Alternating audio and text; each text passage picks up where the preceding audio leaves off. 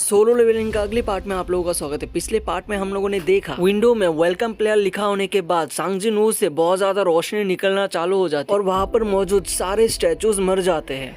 अब आगे का चैप्टर, एक रोशनी होने के बाद सांग जिन वू का आंखें खोलता है और वो देखता है वो एक हॉस्पिटल में है और वो उठने के बाद कहता है क्या ये एक सपना था, लेकिन मैं यहाँ पर हॉस्पिटल में कैसे आ गया। और उसी वक्त वहाँ पर एक इंस्पेक्टर आता है और कहता है फाइनली तुम उठ गए। जिनू पूछता है तुम कौन हो। इंस्पेक्टर अपने कार्ड देते हुए कहता है सॉरी अचानक आने के लिए। जिनू उसका कार्ड देखता है और कहता है एक हंटर का इंस्पेक्टर मुझे देखने के लिए क्यों आया। इंस्पेक्टर उसे बताता है तुम पिछले 3 दिनों से सो रहे थे। जिनू चौंक जाता है और कहता है क्या मैं 3 दिनों से सो रहा था। और वो कहता है जूहे और मिस्टर संग को कुछ हुआ तो नहीं, क्या वो ठीक है। इंस्पेक्टर्स कहते हैं हाँ वो ठीक है, लेकिन मिस्टर संग का हार्ट कट गया था और वो वर्क नहीं कर सकते, इसलिए वो शायद रिटायर हो जाए। और हंटर ली जुए का ट्रीटमेंट अभी तक चल रहा है क्योंकि वो ट्रॉमा से अभी तक बाहर नहीं आया। इस इंसिडेंट के बाद ये कहना मुश्किल है कि वो दोनों अभी तक हंटर रहेंगे। और वो किंग सांग के बारे में बताने जा रहा होता है और तभी जिनू उसको रोकते हुए कहते हैं नहीं इतना काफी है, रहने दो। जिनू उसके बारे में सोच ही रहा होता है कि वो कैसे भागा और तभी इंस्पेक्टर कहते हैं उस डंजन में सिर्फ 6 लोग बच पाए थे। हालांकि सभी हंटर्स का लाइफ डेंजर में होता है जब वो हंट के लिए जाता है एक डंजन में, लेकिन ऐसा इंसिडेंट बहुत ज्यादा रेयर है कि जब हम वहाँ पर पहुंचे थे तब तुम्हारे वजह वहाँ पर कोई भी नहीं था, बस तुम वहाँ पर पड़े हुए मिले थे, इसके सिवाय हमें वहाँ पर कोई भी नहीं मिला, कुछ भी नहीं मिला। तब जिनू कहता है लेकिन ऐसा कैसे हो सकता है। तब इंस्पेक्टर कहता है कि हमें भी ये पहले यकीन नहीं हुआ था, लेकिन हमें शक है कि तुम्हें डबल वेकनिंग मिली है। जिनू कहता है ये डबल वेकनिंग क्या है। तब वो इंस्पेक्टर कहता है कि सारे हंटर्स को वेकनिंग मिलते हैं, उसके बाद ही वो हंटर्स बन पाते हैं, लेकिन कुछ हंटर्स को डबल वेकनिंग मिलती है, जिसके बाद वो लोग सी रैंक या फिर और भी ज्यादा लोअर रैंक से सीधा ए रैंक, बी रैंक या फिर एस रैंक तक पहुंच जाते हैं। उसके बाद वो इंस्पेक्टर कहते हैं कि ये एक मैजिक पावर डिटेक्टर है,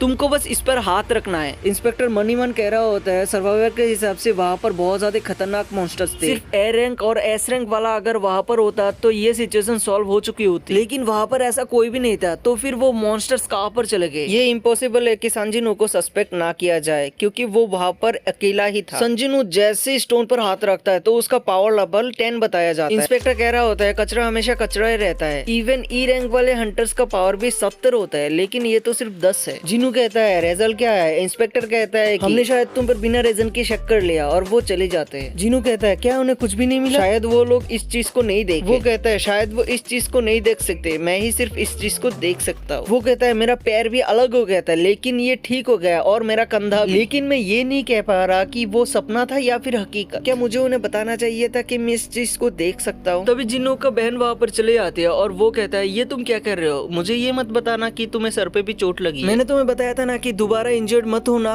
मुझे कितनी चिंता हो रही थी तुम्हारे लिए। तभी जिन्नू कहता है मुझे तो यकीन ही नहीं हो रहा कि मैं इसको पीछे छोड़ आया, मुझे ऐसा लग रहा है कि मैं सपने से अभी तक बाहर नहीं आया। तभी उसका बहन कहते है कि अगर तुमने फिर से दोबारा चोट खाए तो मुझे पराया वगैरह छोड़ना पड़ेगा और मुझे एक हंटर बनना पड़ेगा। तभी जिन्नू कहता है कि जीना तुम क्या इसको देख सकती हो। जीना कहती है क्या तुम किसके बारे में बात कर रहे हो, तुम्हारे सर पर सच में तो चोट नहीं आई ना। जिनू देखते हैं वहाँ पर लिखा हुआ है एक अनरीड मैसेज है। जिनू इसको ओपन करता है, मेल बॉक्स को ओपन करते ही उस पर लिखा होता है कि स्ट्रॉन्ग बनने के लिए तैयार हो जाओ। जिनू कहता है ये क्या चीज है। तभी उसका बहन बोलते है मैं अभी जा रही हूँ। तभी वो उसके दोस्त के साथ निकल पड़ती है। उस पर लिखा होता है सिस्टम तुम्हें ग्रो करने में मदद करेगी, लेकिन तुम अगर सिस्टम के ऑर्डर कंप्लीट करने में फेल हो गए तो तुम्हें पेनल्टी मिलेगी। उसके बाद वहाँ पर लिखा होता है रिवार्ड्स अराइव। तब संजिनू कहता है मुझे कुछ समझ नहीं आ रहा है ये क्या कहना चाहता है। अभी जो मैं इसको सोच रहा हूँ तब मुझे ख्याल आया कि अल्टर को छोड़ते वक्त इसी तरह की कुछ सिमिलर चीज मेरे सामने आया था। तभी वहाँ पर फिर से लिखा होता है कि स्ट्रॉन्ग बनने के लिए तैयार हो जाओ। उसके बाद उसको कुछ गोल दिया जाता है जो उसका डेली क्वेस्ट होता है, उसको सब कुछ पूरा करना पड़ेगा। ये बिल्कुल साइतामा की तरह होता है। साइतामा जैसे डेली एक्सरसाइज करके बहुत ज्यादा स्ट्रॉन्ग बन पाया, ये बिल्कुल इसी की तरह है। जैसे वहाँ पर पुशअप्स, कर्लअप्स, स्क्वाट्स, रनिंग ऐसे बहुत सारे टास्क होते हैं और वहाँ पर लिखा होता है अगर तुमने डेली क्वेस्ट पूरी नहीं किया तो तुम्हें पनिशमेंट दिया जाएगा। जिन्हों हंसते हुए कहते हैं ये क्या है, ये क्या एक जोक चल रहा है। वो कहता है जो अभी हॉस्पिटल में एडमिट है वो ये सारी चीजें नहीं कर सकता, मैं सोकर उठकर देखता हूँ। वहाँ पर एक टाइमर चल रहा होता है और जैसे ही वो खत्म होता है वहाँ पर लिखा आ जाता है तुमने अभी तक डेली क्वेस्ट को पूरा नहीं किया, इसलिए तुम्हें पेनल्टी जोन में भेजा जा रहा है। वहाँ पर अचानक जमीन कांपना शुरू कर देती है और वो एक रेगिस्तान में पहुँच जाता है। जिनू कहता है ये मैं कहाँ पर आ गया हूँ, ये क्या सच में एक सपना चल रहा है। और वो जैसे ही पीछे की तरफ देखता है पीछे एक जायंट सेंटापीड होता है। जिनू उसको देखने के बाद बहुत ज्यादा डर जाता है और वहाँ पर एक क्वेस्ट लिखा आता है कि तुम्हें पेनल्टी के तौर पर यहाँ पर तब तक रहना पड़ेगा जब तक ये 4 घंटे खत्म नहीं हो जाता। जिनू कहता है क्या तुम मजाक कर रहे हो, और वही पर इस चैप्टर का एंड हो जाता है। चैप्टर 12 के शुरुआत में दिखाया जाता है सांग जिन वू बहुत ही तेजी से दौड़ रहा होता है क्योंकि उसके पीछे एक जायंट सेंटापीड पड़ा होता है। उसके बाद दोबारा एक विंडो ओपन होता है जिसपे लिखा होता है पेनल्टी के 4 घंटे खत्म होने में अब सिर्फ 7 सेकंड बाकी है।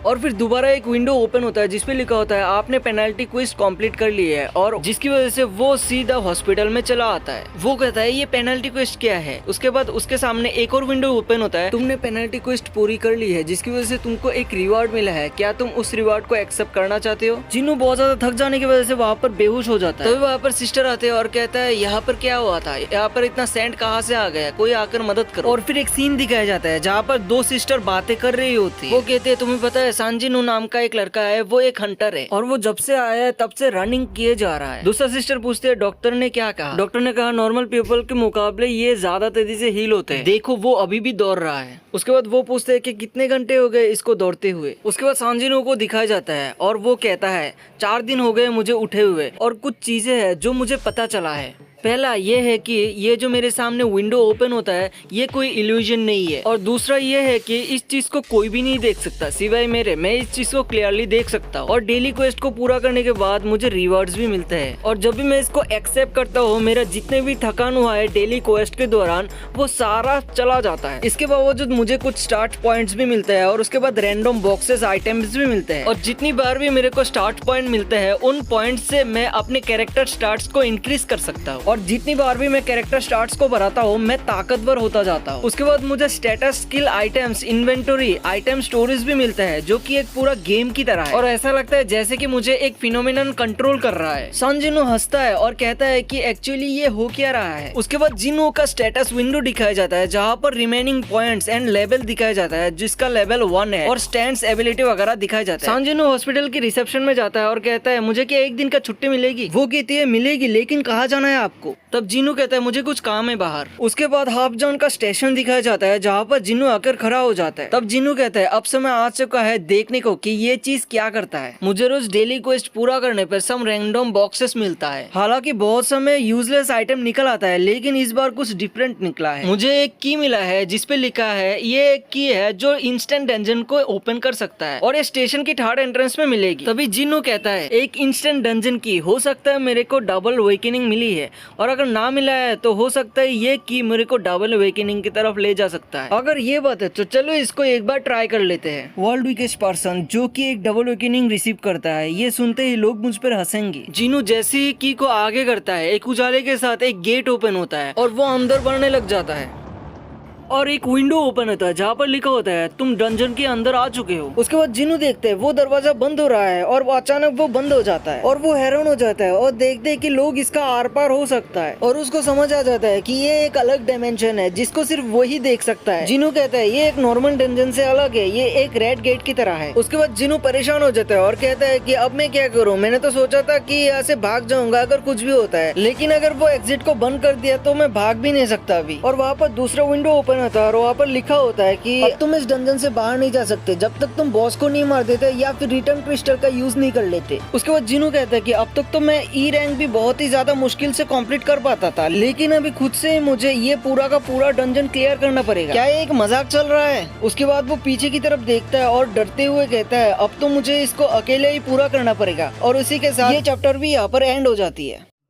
चैप्टर की शुरुआत में सांजिनू बहुत ज्यादा डरा हुआ होता है और उस डंजन की तरफ देख रहा होता है। उसके बाद सांजिनू उसकी तरफ बढ़ता है और कहता है अब मैं क्या करूं, मुझे तो कुछ समझ में नहीं आ रहा। यहाँ पर मैं बहुत ज्यादा लेस कॉन्फिडेंस महसूस कर रहा हूँ। तभी एक मॉन्स्टर आता है और उसके ऊपर हमला कर देता है। सांजिनू बहुत ज्यादा डर जाता है और बड़ी मुश्किल से उसको डॉज कर पाता है। तभी दिखाया जाता है वो एक वुल्फ है जिसके ऊपर स्टील फैन राइकन लिखा होता है। तभी सांजिनू कहता है 1-2 गोब्लिन ही मेरे ऊपर भारी पड़ जाता है, क्या मैं एक्चुअली इस चीज के अगेंस्ट जीत पाऊंगा। सांजिनू उसकी तरफ देखता है और बहुत ज्यादा घबरा जाता है और कहता है मेरे पाँव काम नहीं कर रहा। पर ऐसा क्यों हो रहा है, क्या मैं डर रहा हूँ इसलिए ऐसा हो रहा है। वो कहता है पिछले वाले मॉन्स्टर के सामने ये कुछ भी नहीं है। तभी राइकन बहुत ही तेजी से जिन्नू की तरफ बढ़ता है और उस पर अटैक कर देता है, और जिन्नू उसको बड़ी ही तेजी से डॉज करता है। और जिन्नू कहता है मेरे पास कोई हीलर भी नहीं है, मैं यहाँ पर चोट नहीं खा सकता। तभी राइकन फिर से दोबारा अटैक करता है और जिन्नू इसे बड़ी ही तेजी से डॉज करते हुए कहता है हाँ मेरा बॉडी इतना ज्यादा हल्का कैसे हो गया। जिन्नू बहुत तेजी के साथ डॉज करते हुए कहता है मैंने मेरी जिंदगी को वापस पाया है, तुम्हें क्या लगा मैं डर के मारे कांपने लगूंगा, मैं अभी नहीं मरने वाला। ऐसा कहते ही जिन्नू उसको जोरदार एक मुक्का मार देता है और जाकर दीवार पे टकरा जाता है। वो कहता है क्या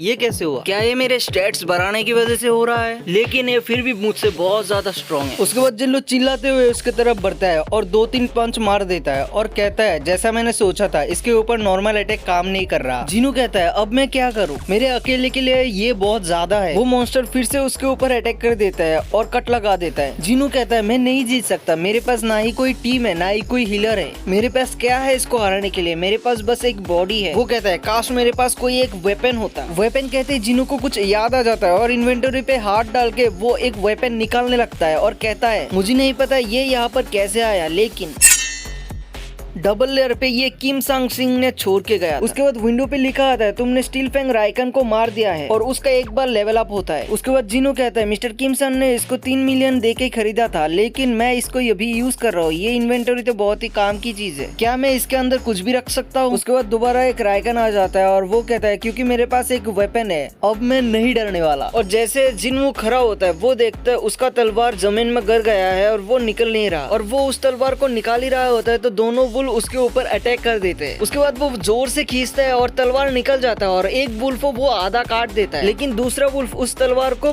पकड़ लेता है। जिनो कहता है ऐसे ही थोड़ी ना इसको स्टील फैंग कहते हैं। उसके बाद जिनो उसके ऊपर घुटनों से मारता है और उसको बीच में से काट देता है। जिनो उस मॉन्स्टर की तरफ देख के कहते हैं अभी जब मैं तुम लोगों के बारे में सोचता हूँ, तुम उन मॉन्स्टर के सामने कुछ भी नहीं हो, तुम लोग तो बहुत ज्यादा कमजोर हो। वो बुल डर के मारे पीछे चले जाता है। जिनो उसके बाद देखता है उसका लेवल 2 हो चुका है और स्ट्रेंथ 20 हो चुकी है और मस्कुलरिटी और स्प्रिंट एक लेवल बढ़ चुका है, और जहाँ पर चैप्टर 13 भी खत्म हो जाती है।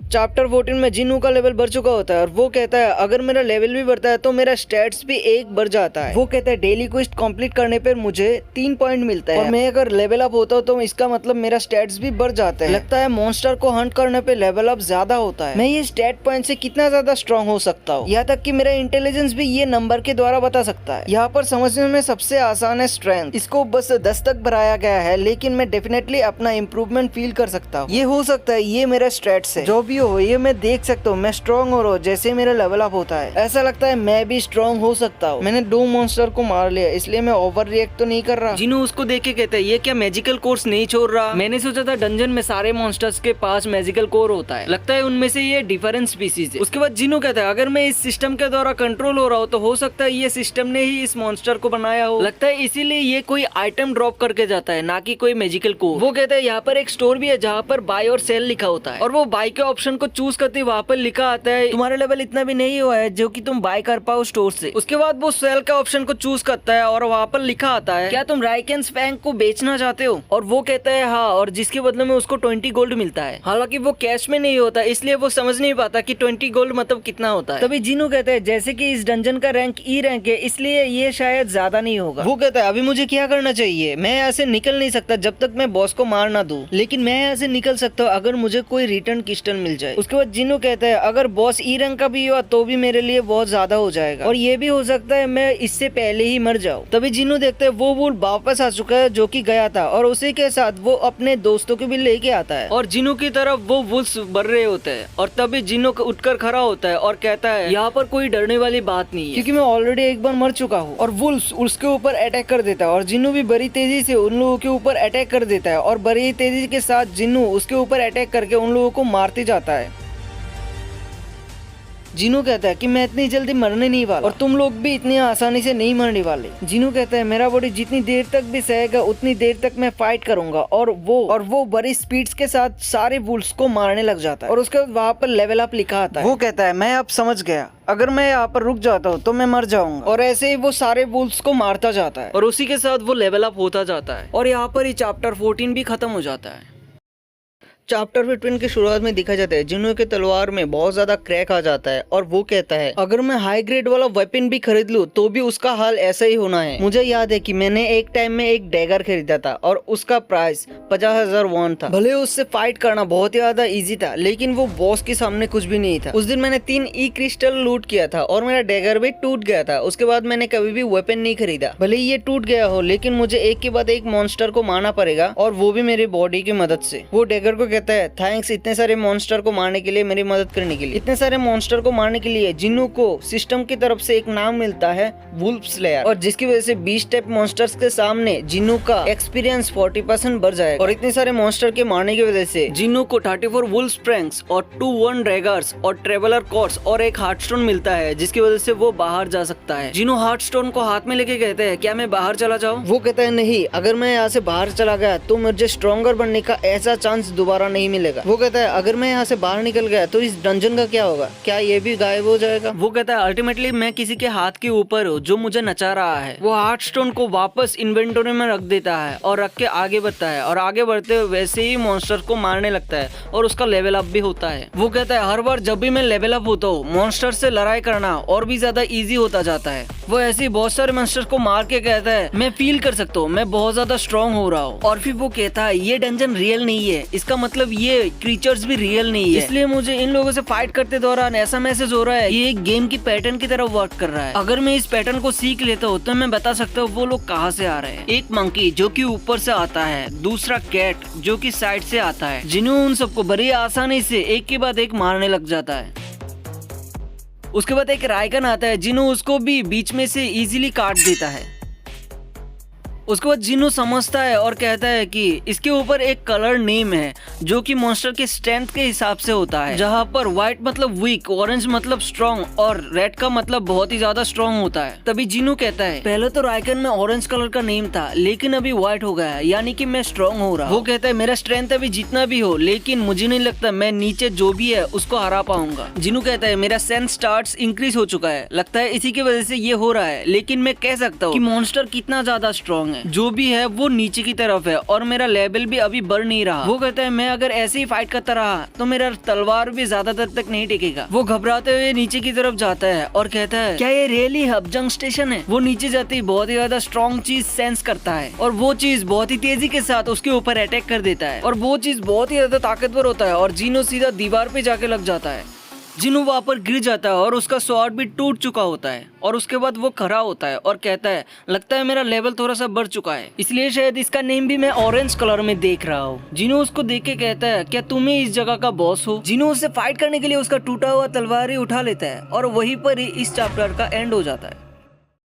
चैप्टर 16 के शुरुआत में हम देखते हैं कि जिन्नू बॉस के साथ फाइट करने के लिए तैयार हो जाता है। वो कहता है मेरा स्वॉर्ड इसके स्केल पे काम नहीं करेगा और ना ही पंचेस काम करेगा, तो मैं क्या करूं? और उसी टाइम वो स्नेक उसके ऊपर हमला कर देता है। जिन्नू कहता है मुझे बहुत तेजी के साथ एक भारी अटैक करना पड़ेगा, लेकिन मैं इसके स्केल से कैसे बचूं? जिन्नू भागता है और उसी वक्त वो मॉन्स्टर उसके ऊपर टेल से हमला कर देता है। वो ब्लॉक करते हुए कहता है अगर इसका डायरेक्ट हिट मुझ पे लग गया तो मैं तो मर ही जाऊंगा। वो मॉन्स्टर उसे चारों तरफ से घेर के फिर से अटैक कर देता है। जिन्नू घुटनों के बल गिर जाता है और कहता है मैंने सोचा था मैं थोड़ा सा स्ट्रॉन्ग हो चुका हूँ, लेकिन मैं तो यहाँ पर मार खा रहा हूँ। मुझे आखिर और कितना स्ट्रॉन्ग होना होगा? मेरा पास्ट और वीकनेस दूर करने के लिए मुझे और कितना ज्यादा स्ट्रॉन्ग होना पड़ेगा? वो पहले के टाइम के बारे में सोचने लग जाता है कि कैसे बहुत सारे लोग उसको वीकेस्ट हंटर बुलाते हैं। जिन्नू कहता है वो निकनेम मेरे साथ ही रह गया क्योंकि मैं बहुत ज्यादा वीक हूँ। वो कहता है उसके बारे में मुझे नहीं सोचना, मुझे पता है कि मैं वीक हूँ लेकिन मुझे बहुत ज्यादा स्ट्रॉन्ग बनना है। पिछले वाला जैसा मैजिकल प्रेशर जो आपके सर को जमीन पे ला दे और आपको चीखने पे मजबूर कर दे। कोई आकर कुछ भी कह ले लेकिन ओपोनेंट जो कुछ भी करेगा जिसका भी प्योर स्ट्रेंथ होगा वो ऊपर चला जाएगा। डर के मारे आपके घुटने सिकुड़ जाएंगे और आपके पैर की उंगलियां जमीन पर धंस जाएंगी। वो कहता है कोई भी इजीली धोखा दे सकता है और इसीलिए मुझे और भी ज्यादा स्ट्रॉन्ग बनना है।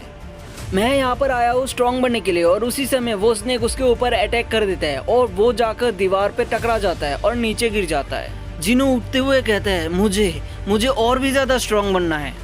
और उसी समय वो स्नेक उसके ऊपर हमला कर देता है और वो कहता है उस मॉन्स्टर की तुलना में और उस समय की डर की तुलना में ये कुछ भी नहीं है, मैं अभी बिल्कुल भी नहीं डर रहा। जिन्हें उसके ऊपर स्क्रैच डाल देता है और जब भी वो अटैक करने वाला होता है वो उसके सर को पकड़ लेता है। पकड़ने के बाद वो उसकी पॉइंट्स को स्ट्रेंथ में डाल देता है और उसकी स्केल्स को दबाने लगता है। मॉन्स्टर चीखते हुए उसको एक दीवार में पटक देता है। जिन्हें उसको फिर भी नहीं छोड़ता और उसको बहुत ज्यादा जोर से दबाने लगता है और कहता है डाई। वो उसको पिचकते हुए कहते रहता है अभी मर जाओ और सीन उसी वक्त हॉस्पिटल में शिफ्ट हो जाता है, जहाँ पर डॉक्टर कह रहा होता है जिन्नो अभी तक नहीं आया। सिस्टर कह रहा होता है हाँ वो मॉर्निंग में निकला था। डॉक्टर कहता है तो फिर अभी तक वो वापस क्यों नहीं आया? और वो कहता है हम हंटर्स के बारे में श्योर नहीं हो सकते, हमें उसको अंदर ही रखना पड़ेगा। वो कहता है कि हाई रैंकिंग वाला हंटर्स बहुत ज्यादा रिच होते हैं और लो रैंकिंग वाला हंटर्स इतना ज्यादा पैसे नहीं कमा सकते, लेकिन वो खतरनाक हो सकता है। मुझे नहीं पता वो लोग क्या काम करते हैं, मैं तो बहुत सारे हंटर्स की हालत देखकर ही डर जाता हूँ। मुझे नहीं पता उन डंजन के अंदर क्या होता है, लेकिन वो बहुत ज्यादा जख्मी हो जाते हैं और वो नॉर्मल नहीं होते, वो खून से लिपटे होते हैं, जो कि एक एक्सीडेंट केस से भी बहुत ज्यादा ऊपर होता है। ये बहुत अमेजिंग है कि उसी हालत में वो जिंदा रहते हैं। सिस्टर कहता है लेकिन फिर भी ये चमत्कार है कि वो उन डंजन से भी जिंदा वापस लौट आते हैं। डॉक्टर कहता है बिल्कुल भी नहीं, क्योंकि वीकेस्ट हंटर्स भी हम नॉर्मल इंसानों से बहुत ज्यादा ताकतवर होता है, वो खुद ही एक मॉन्स्टर है।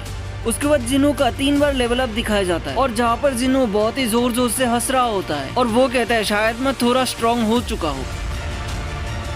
जिसके बाद दोबारा एक विंडो ओपन होता है और वहाँ पर लिखा होता है तुमने साम्स रूलर रासाका को मार दिया है, जिसके बदले में उसको एक पोशन और एक डैगर मिलता है। और जहाँ पर चैप्टर 16 भी खत्म हो जाता है। अगर एक्सप्लेनेशन थोड़ा सा भी पसंद आ रहा है तो वीडियो को एक लाइक कर देना और चलो अभी चैप्टर 17 की तरफ बढ़ जाते हैं।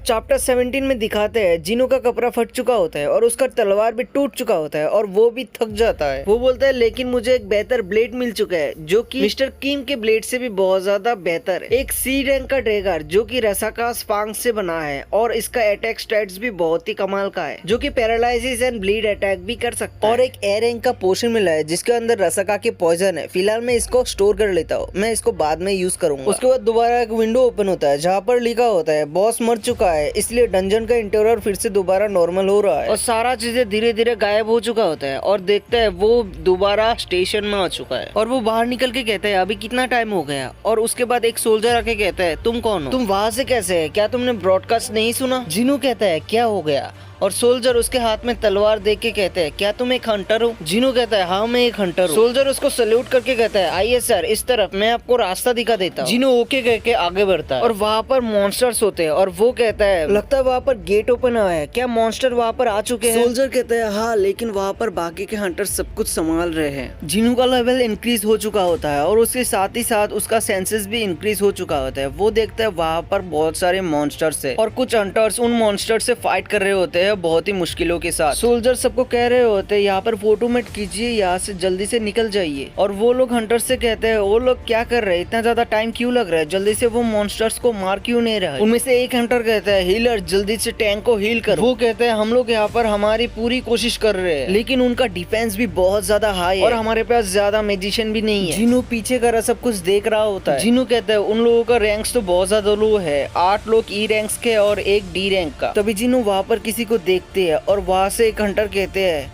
हे तुम क्या कर रहे हो, यहाँ पर आ जाओ, मुझे हीलिंग की जरूरत है। तुमने कहा था तुम एक बी रैंक के हीलर हो और वो जूही होता है। तभी जूही उसे सॉरी कहता है और उसको हील करना लग जाती है और वो हंटर कहते हैं इसका प्रॉब्लम क्या है? जूही आगे बढ़ता है और डरते डरते उन लोगों को हील करती है। तभी जिन्नू कहता है 1 हफ्ता हो चुका है उस इंसिडेंट, लेकिन फिर भी अभी तक वो इससे बाहर नहीं आया, इसी की उम्मीद थी और मैं भी। वो कहता है नहीं मैं उस चीज से बाहर आ चुका हूँ। जिन्नू अपनी टूटी हुई तलवार को उठाता है और अपना स्टैंड लेते हुए कहता है देखता हूँ मैं इसकी डिफेंस को वीक कर पाता हूँ या फिर नहीं। वो कहता है मैं ये कर सकता हूँ। जिन्नू बड़ी ताकत के साथ उसकी तलवार को उस मॉन्स्टर की तरफ फेंकता है और वो जाके उसकी आंख में लगता है। हंटर्स कहते हैं उसके ऊपर जल्दी से अटैक करो और वो मॉन्स्टर गिर जाते हैं और वो लोग कहते हैं हमने इसको हरा दिया। उनमें से एक हंटर कहते हैं क्या ये क्या हो गया, कुछ देर पहले हमारा अटैक तो इस पर बिल्कुल भी काम नहीं कर रहा। वो कहता है नहीं ये हमारा अटैक से नहीं हुआ, लेकिन कुछ देर पहले ये क्या हुआ जो इसको नीचे गिरा दिया, ऐसा क्या हुआ जो इसका सर को ही हिला दिया। उसकी नजर उस टूटे हुए तलवार पर पड़ती है और वो कहता है 10 हंटर मिलके भी इस बॉस को नहीं मार पाए, क्या वो इस टूटे हुए तलवार से ही मर गया? वो सोल्जर से पूछता है ये किसने फेंका? वो कहता है यहाँ पर एक हंटर था लेकिन वो यहाँ पर अभी नहीं है। वो कहता है उसका पावर तो बहुत ज्यादा डिस्ट्रक्टिव है, क्या वो एक हाई रंग का हंटर था?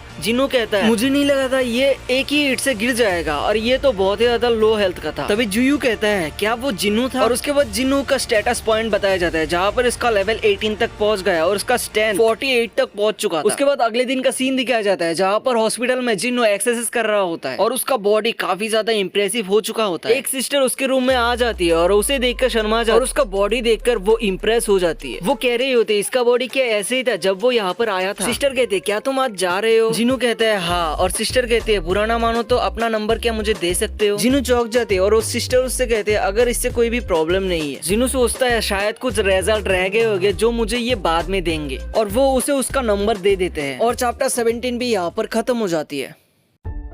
चैप्टर 18 की शुरुआत में उसका घर दिखाया जाता है जहाँ पर उसका सिस्टर स्कूल जा रही हो। जिनू उसको कहता है क्या तुम स्कूल जा रही हो? उसका बहन कहते हैं क्या तुम उठ गए हो? जिनू कहता है मैं कब का उठ गया था। वो कहता है स्कूल जाते हुए ध्यान से जाना। तभी संगजिन कहते हैं क्या तुम वर्कआउट कर रहे थे? जिनू कहता है हाँ थोड़ा सा। और वो कहते तुम्हारा बॉडी तो चेंज हो चुका है, तुम लंबे भी हो गए हो। क्या लड़के 20 साल के बाद भी ग्रो करते हैं? जिनू कहता है क्या बकवास कर रहे हो, जाते हुए अम्ब्रेला लेके जाओ। तभी संगजिन कहता है लगता नहीं बाहर बारिश होगी और ये बहुत भारी भी है। जिनू कहता है ये एक फोल्डिंग अम्ब्रेला है और ये भारी नहीं है। जिनू उसको बाय कहता है और अपने स्टेट्स की तरफ देखता है जहाँ पर रनिंग कंप्लीट नहीं हुआ है। जिनू आपकी बॉडी की तरफ देखते हुए कहता है मेरा बॉडी तो ग्रो हो रहा है, लगता है ये स्टेट्स की वजह से हो रहा है। हो सकता है मेरा स्ट्रेंथ कुछ ज्यादा ही बढ़ गया है और इसी की वजह से ये हो रहा है। लगता है मैंने कुछ ज्यादा ही पॉइंट अपने स्ट्रेंथ पे लगा दिया है। अगर मैं मेरा पॉइंट स्ट्रेंथ पे ही लगाने लग जाऊंगा तो मेरा बॉडी कुछ इस टाइप का नजर आएगा। मुझे इन सबको आपस में बैलेंस रखना पड़ेगा। और वो अपने पॉइंट्स को चेंज करके कहता है लगता है ये ठीक है। तभी जिनू का फोन बजने लगता है और वो फोन को उठाता है और उस तरफ से कहते हैं आखिर तुमने फोन उठा ही लिया। और वो लैंडलॉर्ड होता है। वो कहता है तुम फोन क्यों नहीं उठा रहे? जिनू कहता है मैं हॉस्पिटल में एडमिट था। तभी लैंडलॉर्ड कहते हैं कोई बात नहीं, वैसे तुम्हारा घर का रेंट अभी तक बाकी था। और वो कहता है अगर तुम अपना रेंट नहीं दे सकते तो मैं तुम्हारे लिए थोड़ा सा डिले कर देता हूँ। जिनू कहता है नहीं ठीक है, मैं यहाँ से जल्दी ट्रांसफर होने वाला हूँ। जिनू फोन रखते हुए कहते हैं अगर मेरा डबल वेकनिंग हुआ है तो मैं ज्यादा से ज्यादा मनी अर्न कर सकता हूँ। अगर मैं ऐसे ही ग्रो करता रहा तो मैं जल्द ही टॉप रैंक हंटर बन जाऊंगा, क्योंकि हंटर्स मॉन्स्टर को मारते हैं और पैसे कमाते हैं। एक्सपीरियंस जितना ज्यादा होगा तो रैंक इतना ही ज्यादा होगा। हाई रैंक मॉन्स्टर को मारने के लिए आपको भी हाई रैंक डंजन में जाना पड़ेगा, लेकिन यहाँ पर छोटे रैंक वाले बहुत ज्यादा है, जैसे कि डी रैंक है, नहीं रैंक, और इसीलिए ई रैंक वाले हंटर को ज्यादातर गिल्ड एक्सेप्ट नहीं करते, और अगर कर भी लेते हैं तो बहुत मुश्किल से करते हैं। मेरा गिल्ड ई रैंक का है और इसीलिए वो डी रैंक से ऊपर का डंजन में नहीं जाते। लेकिन अब जबकि मुझे डबल वेकनिंग मिली है, क्या मैं दुनिया को बता दूं कि मुझे डबल वेकनिंग मिली है और मैं भी ई रैंक का हंटर नहीं रहा, मैं स्ट्रॉन्ग बन चुका हूँ। लेकिन अगर मैंने ऐसा किया तो लोगों को पता चल जाएगा कि मुझे डबल वेकनिंग मिली है और लोग उसको बतंगर बना देंगे। हालांकि मैं ऐसा करने से बहुत ज्यादा पैसे कमा सकता हूँ और फेमस भी हो सकता हूँ, लेकिन कुछ बुरी नजरें भी मेरे ऊपर रहेंगे और वो लोग कहेंगे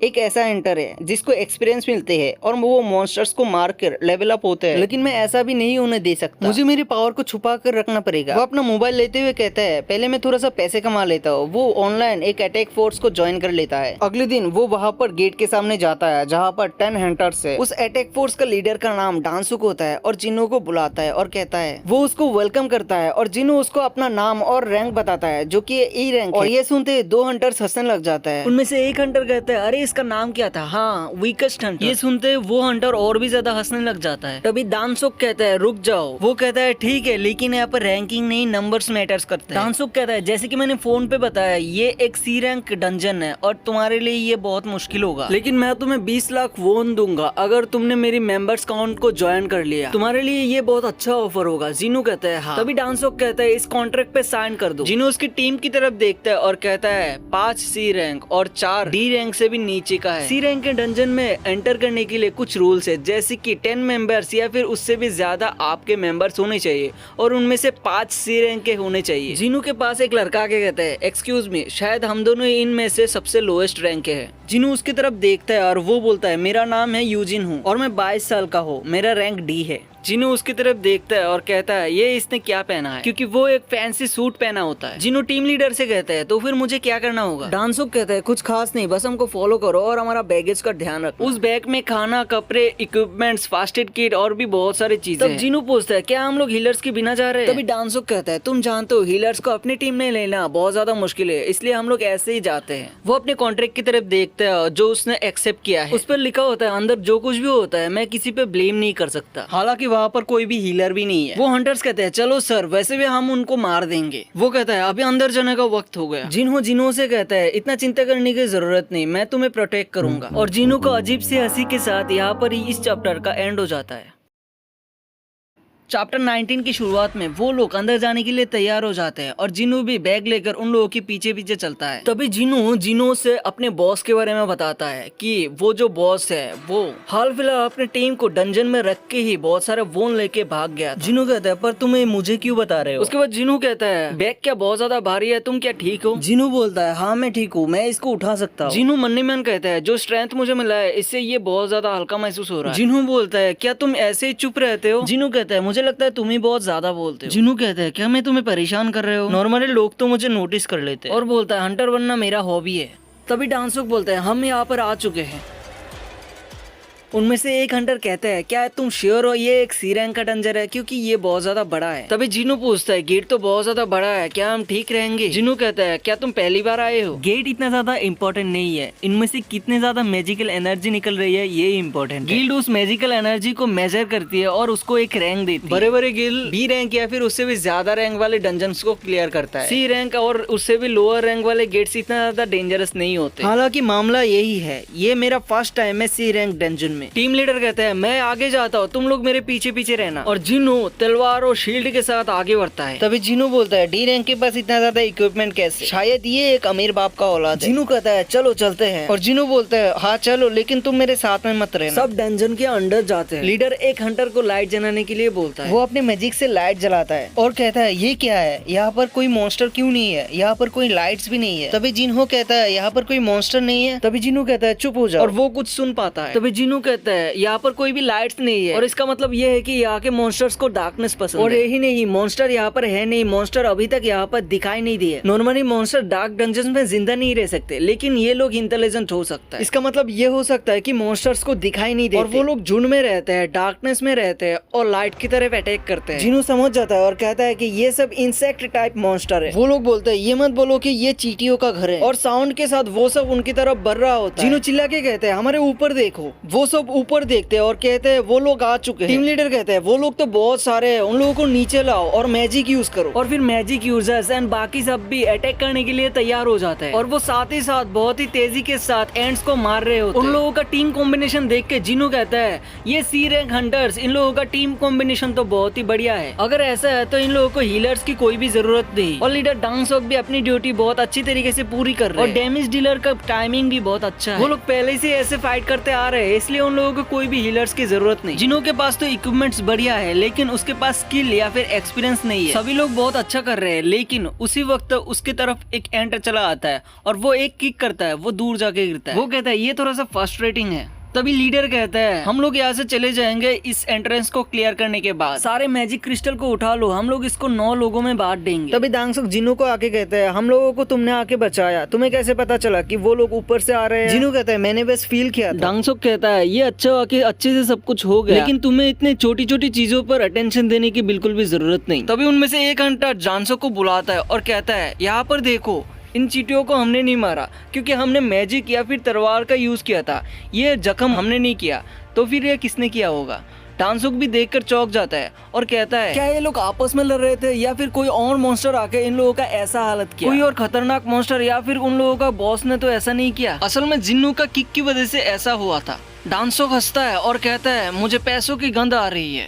जिनू से पूछता है तुम्हारा शील्ड और स्वॉर्ड बहुत ज्यादा महंगी है क्या? जिनू कहता है हाँ, क्योंकि ये मेरा फास्ट रेड है, इसलिए मेरे पापा ने ये सब खरीद के दिया था, क्योंकि वो मेरे सेफ्टी के लिए चिंता करते हैं। तभी जिनू कहता है मैं श्योर तो नहीं हूँ, लेकिन तुम्हें सावधान रहना चाहिए। जिनू कहता है ये क्या हो रहा है, मुझे कुछ बुरा होने वाला है ऐसा फील हो रहा है। और यहाँ पर ही चैप्टर 19 भी खत्म हो जाती है। चैप्टर 20 के शुरुआत में वो लोग बॉस को मारने के लिए बॉस के रूम के तरफ बढ़ने लग जाता है। जिनू कहता है इस डंजन का लेआउट बिल्कुल एक बेस की तरह है, इसलिए हम लोगों को ज्यादा फाइट नहीं करना पड़ा, लेकिन हमें रास्ता नहीं मिल रहा। वैसे मुझे इन सब से क्या लेना देना है, मुझे बस बैगेज को उठाना है और मुझे फाइट करने की भी बिल्कुल भी जरूरत नहीं। लेकिन मेरे सिस्टम मुझे बार बार कह रहा है कि छिपकलियों से बचे रहना। लेकिन इसका मतलब क्या है, क्या बॉस छिपकली है या फिर कुछ और? लेकिन एक चीज का मैं श्योर हूँ, कुछ भी खराब होना होता है तो फिर मेरा सिस्टम कभी भी गलत नहीं होता है। वो लोग बॉस के रूम के बहुत ज्यादा करीब हो जाते हैं और डांसुक कहता है यहाँ पर तो बहुत सारे चींटियों की लाशें, शायद बॉस ने उन लोगों को मारा होगा। यहाँ पर तो कोई ना कोई बॉस जरूर होगा, इसलिए तो डंजन का गेट अभी तक बंद नहीं हुआ है। डांसुक दूसरे हंटर से कहता है यहाँ पर थोड़ा रोशनी करना, और वो अपने मैजिकल पावर से वहाँ पर रोशनी करती है। जैसे ही लाइट होती है वो लोग सामने देख के चौंक जाते हैं और वहाँ पर देखते हैं कि बड़ी बड़ी चींटियां जालों से लिपटी होती है, क्योंकि डंजन का बॉस एक मकड़ी होती है। ये सामने देख के कहते हैं ये बॉस का रूम है। डांसुक कहता है तैयार हो जाओ। वो लोग आगे बढ़ते हैं और देखते हैं वहाँ पर बहुत सारे मैजिकल क्रिस्टल होते हैं। ये सब माना क्रिस्टल है और ये बहुत सारे हैं, इनको बेचकर बहुत सारे पैसे मिलेंगे। इनमें से एक हंटर डांसुक को कहता है ये इतना ज्यादा है कि तुम्हारा छोटा भाई भी बहुत ज्यादा जेलस हो जाएगा। डांसुक का छोटा भाई का नाम डांसो होता है और वो एक हायर रैंक का हंटर है और पैसे कमाने के लिए